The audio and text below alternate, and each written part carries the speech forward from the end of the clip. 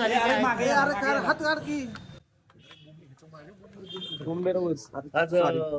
साताऱ्याला आलोय. उदयनराजे महाराजांची भेट झाली आणि त्यानंतर आता शिवेंद्रराजांकडे मी या ठिकाणी आलेलो आहे. एक सहज कॅज्युअल भेट, कारण निवडणुका लागलेल्या आहेत त्या संदर्भामध्ये फार विशेष नाही, पण चर्चा करण्यासाठी, परिस्थिती जाणून घेण्यासाठी मी या ठिकाणी मुद्दामून आलेलो आहे. त्या संदर्भामध्ये सविस्तर चर्चा आमच्या ठिकाणी झाली. तसं हाच मतदारसंघ नाही तर आजूबाजूला काय परिस्थिती आहे, पश्चिम महाराष्ट्राची काय परिस्थिती आहे हे जाणून घेण्यासाठी आमची चर्चा या ठिकाणी झालेली, सविस्तर चर्चा या ठिकाणी झालेली. काही दुसरा काही विषय नाही. नरेंद्र पाटील यांनी काल आमदार शिवेंद्रराजे यांची भेट घेतली होती. एकूणच त्यांनी सुद्धा या मतदारसंघातून इच्छुक उमेदवारी मागतायत ते सुद्धा, काय सांगा? आता इच्छुक उमेदवार तर भरपूरच आहेत, सगळीकडेच आहेत, सगळ्या पक्षांमध्ये आहेत. त्यांना काय, त्यांचं कामच आहे भेटणं येणं. लोकप्रतिनिधी आहेत शिवेंद्रराजे, त्यांचं या भागामध्ये वजन आहे, त्यांचे मोठे फॉलोअर या भागामध्ये आहेत. त्यामुळे साहजिक आहे, कोणी असं तर प्रत्येक पक्षाच्या नेत्यांना, आता आम्ही पण दुसऱ्या पक्षाच्या नेत्यांना भेटत असतो ना, भेटत नाही असं नाहीये. त्यामुळे शिवेंद्र बाबांचे काय नेमकं म्हणणे आहेत? शिवेंद्र बाबांचं नेमकं म्हणणे काय आहे? शिवेंद्र बाबांचं काही लोकसभेची मागणी नाहीये, त्यामुळे त्यांचं काही गिरीश भाऊंना हेच सांगितलंय की भाजपकडेच उमेदवारी राहिली पाहिजे या लोकसभा मतदारसंघाची. कारण या जिल्ह्यामध्ये भाजपची ताकद वाढलेली आहे आणि त्यानं जागा जी आहे ही भारतीय जनता पार्टीकडेच त्यांनी घ्यावी. आणि तसं आपला किंवा इथल्या सगळ्या लोकांचा निरोप देवेंद्र भाऊंपर्यंत त्यांनी वरच्या दिल्लीच्या नेतृत्वापर्यंत पण आपला पोचवा. भाजपला मिळावं तिकीट यासाठी तुम्ही मागणी केली, मात्र कुणाला मिळावं नेमकं तिकीट त्याचा निर्णय पक्ष परत घेईल ना, मी नाही ठरवू. तुमच्याकडनं काय मागणी झाली का? माझ्याकडे आधी पक्षाने जे आमचे काय शिष्टी सगळे निर्णय घेतले ते आम्ही काम करतो. महाजन साहेब, तुम्हाला राज्यात संकट मोचक म्हणून ओळखलं जातं, तुमची एक ओळख आहे. तर आता शिवेंद्रराजेंना तुम्ही भेटला तर हा सगळा सातारा लोकसभेसंदर्भातला तिढा सुटला असं म्हणायचं? असं कधीच म्हणता येत नाही. अजून तर सुरुवात पण झाली नाही फॉर्म भरायला. अजून जागा वाटप झाली नाही, फॉर्म भरायला सुरुवातही झाली नाही. आता इतकं सुटकी स्वच्छतेचं काम असतं, अख्ख्या महाराष्ट्रात बरंच पाठवलं असतं. अचानक शिवेंद्रराजेंचं नाव तर नाही ना पुढे येणार लोकसभेसाठी? सांगितलं अचानक आता काय परत सगळं मनाने माहिती, त्याच्या मनात काय मला माहित नाही अजून.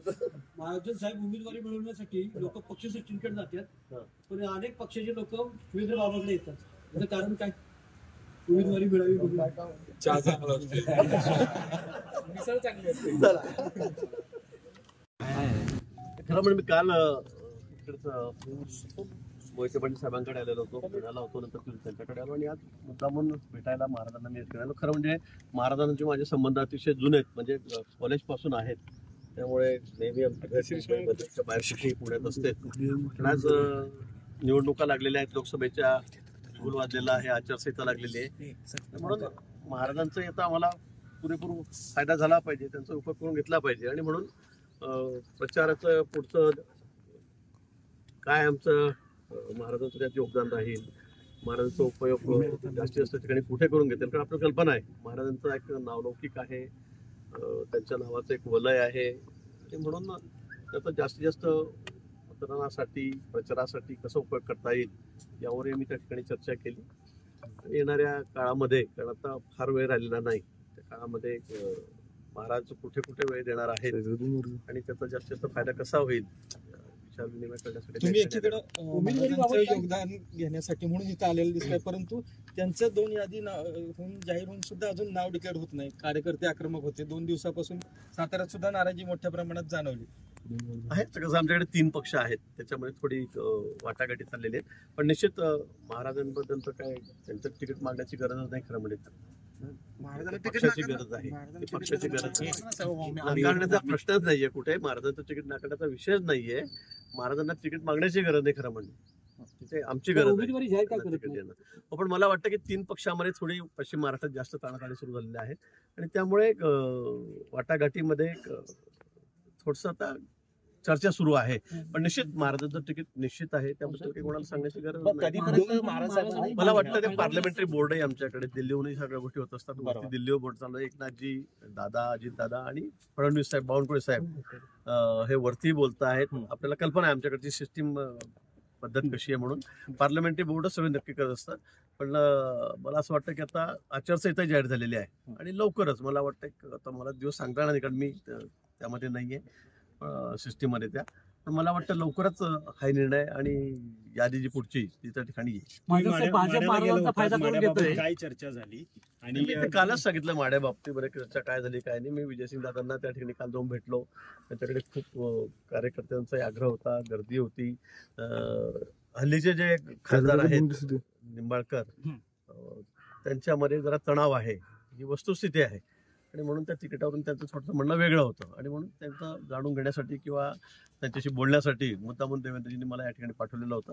काल त्या बाबतीमध्ये सविस्तर चर्चा त्या ठिकाणी झालेली आहे. पुन्हा देवेंद्रजी त्यांच्याशी त्या बाबतीमध्ये बोलतील आणि मला वाटतं की सगळे प्रश्न सुटतील. महाजन साहेब, उदयनराजे भोसले हे राज्यातलं एक मोठं व्यक्तिमत्व आहे आणि महत्वाचे नेते आहेत. मात्र यांना जर तिकीट डावललं गेलं तर मात्र मराठा समाजामध्ये उद्रेक पाहायला मिळेल. यामुळे ही नाराजी तुम्ही मराठा समाजाची उडवून घेणार नाही. कधीपर्यंत यांचं मला वाटतं तशी वेळ येणारच नाही. तशी वेळ येणारच नाही. मी तुम्हाला तेच सांगतोय. तिकीट नाकारलं तुम्हाला कोणी सांगितलं? मला म्हणजे हेच कळते तुम्ही का बळजबरीत नाकारलं सांगता. आता कसं आहे, आता आपल्याला कल्पना आहे. पहिल्या यादीमध्ये आता उद्धवजींनी किती आकारतांडव केलं होतं गडकरी साहेबांबद्दल. आता गडकरी साहेब तर राष्ट्रीय अध्यक्ष राहिलेले आहेत. राज्यामधले देशातले वजनदार नेते पण आहेत, जुने नेते सगळ्यातले ते आमच्या. पण असं नाहीये, प्रत्येकाची वेळ असते. पार्लमेंटरी बोर्ड आहे आमच्याकडे. त्याच्यामुळे मला असं वाटतं की सगळं चर्चा होऊन आपल्यातल्या एकटी भाजपची जी जबाबदारी असते मध्य प्रदेश राजस्थान सारखी तर मग गुजरात सारखी तर मग विषय नव्हता. पण इथे 3 पक्ष 3 मित्र आपल्या सोबत असल्यामुळे त्या ठिकाणी थोडी चर्चा करावी लागते. थोडीशी वाटाघाटी चाललेल्या आहेत. मला वाटतं पण लवकरच हा निर्णय होईल. वंचित फॅक्टर किती झाले? वंचित आघाडी अजूनही महाविकास आघाडीमध्ये सामील होत नाही.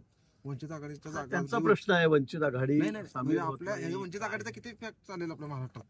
नाही तर बघा, पक्ष म्हटला तर प्रत्येकाचा इफेक्ट आहे. कोणाचा जास्त आहे, कोणाचा कमी आहे. पण तो वंचित आघाडीच्या बाबतीमध्ये दररोज मी तुमच्या माध्यमातूनच बघतोय. इकडे बोलणं चाललंय, तिकडे बोलणं चाललंय, इतक्या जागा मागतायत, इतक्या मागतायत. ती दररोज मी तुमच्या माध्यमातूनच बघतोय. इकडे बोलणं चाललंय, तिकडे बोलणं चाललंय, इतक्या जागा मागतायत, इतक्या मागतायत. पण अजूनही कुठे त्यांचं काही मला वाटतं ठरत नाही. आणि आता ते अंतिम याच्यावर आलेले आहेत की आम्ही आमच्या जागा लढू असंही मी आज महाराजांनी भाजपसाठी राजीनामा दिला होता. त्याची उतराई कशी करणार? आता मी तेच सांगतो तुम्हाला. परत एकच प्रश्न फिरून आहे. मराठा समाज 1000 उमेदवार देण्याच्या तयारीत लोकसभेसाठी सातारा जिल्ह्यात. आता कसं लोकशाही आहे या ठिकाणी, तर प्रत्येकाला उभा राहायचा अधिकार आहे. कोणी फॉर्म भरू शकतो. 1000 काय अजून जास्त भरू शकतात. जो निकष पूर्ण करेल, कागदपत्र पेपर वगैरे बरोबर देईल, सगळ्यांना उमेदवारी मिळू शकते. चर्चेसाठी शिवेंद्रराजेंच्याकडे जाणार आहेत का? चर्चेसाठी शिवेंद्रराजे अजून तरी तसं काही ठरलं नाही किंवा माझं बोलणं झालेलं नाही. बोलणंही झालेलं नाही माझून त्या बाबतीमध्ये. मी फक्त महाराजांचीच रात्री त्या ठिकाणी बोललो आणि या ठिकाणी आलेलो आहे. गडचिरोलीची जागा असं काय ठरलं का? मी असं कुठे एकदम या टोकावरून त्या टोकावर तुम्ही येऊ नका. एकदम पूर्वेवरून पश्चिमेवर असं काही येऊ नका.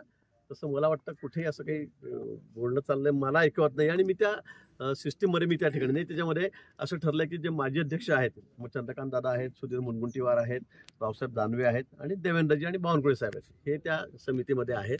आणि पार्लमेंटरी बोर्डवरती आहे, त्याच्यामध्ये देवेंद्रजी आणि बावनकुळे साहेब आमचे आहेत. महाजन साहेब, तुम्ही राज्यातल्या प्रत्येक प्रश्नामध्ये महत्वाची भूमिका बजावता. मराठा आंदोलन असो किंवा आता माडाचा जो तिढा सुरू आहे त्याच्या अनुषंगाने एकूण हा तिढा साताराचा जो आहे जागेचा तो सोडवण्यासाठी तुम्ही आता काय भूमिका पुढे मांडणार आहात, काय सांगाल? नाही, तिढा हा नाहीच आहे मला असं वाटतं. आपण त्याला तिढा करतायत. मी वेगळ्या कामासाठी या ठिकाणी आलो, तुम्ही जागा वाटपाचं म्हणतात. मला असं वाटतं की नाही, निश्चित भेटल्यामुळे, चर्चेमुळे किंवा कुठे तर काल माडाचा असेल तर प्रश्न सुटत असतात.